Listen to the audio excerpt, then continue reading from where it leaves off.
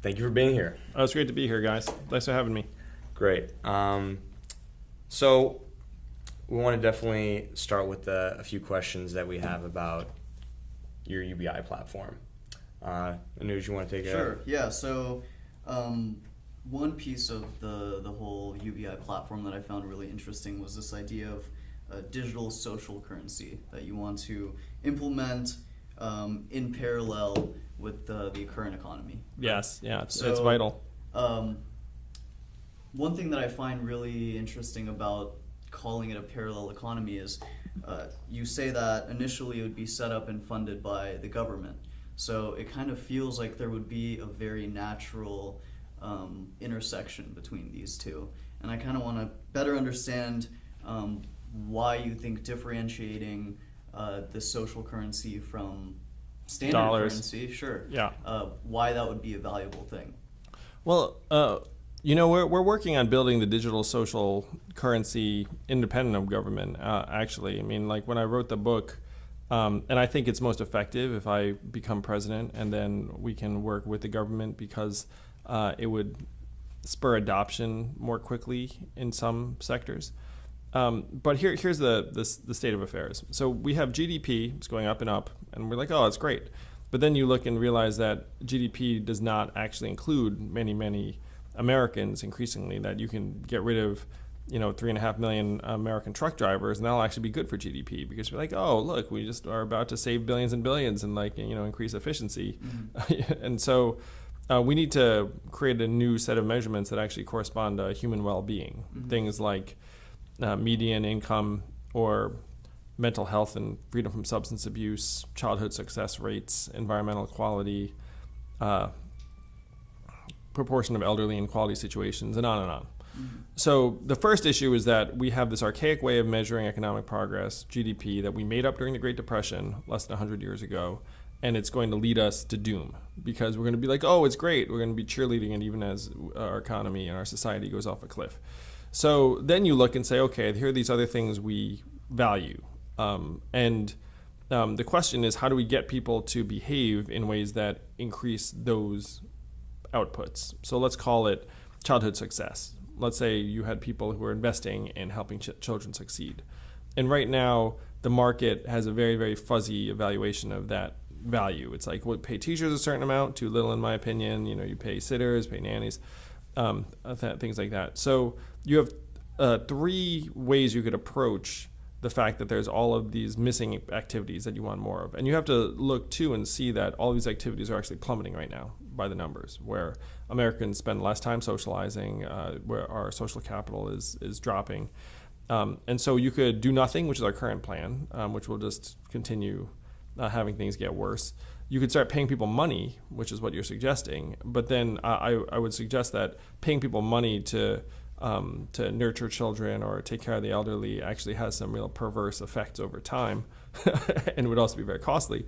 Then the third thing you can do is you create a new currency and say, hey, we're going to pay you in this. But this is guaranteed in dollars, so you're going to react to it as if it has real value. But there are many advantages to the new currency. One is that it can be social in a way that money is not. Like if I'm making a certain amount of money, culturally I'm not supposed to tell you about it. but if I make these social credits for all these positive things I'm doing, I can share it with you, and that would be like A-okay. It might be laudable.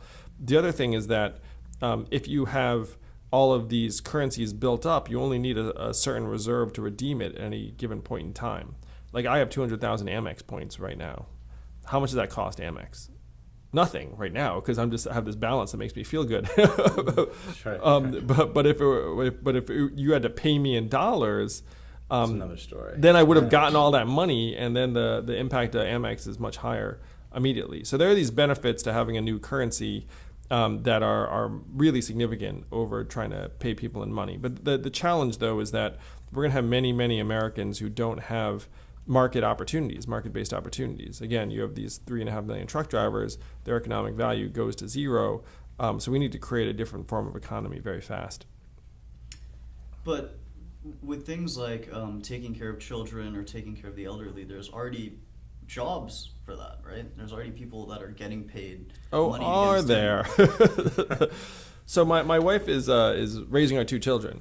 and the market values her work at zero. So you could be like, oh, it's a job. It's true too. The average home healthcare worker taking care of the elderly is getting paid $22,000 a year, and the turnover is 100% a year.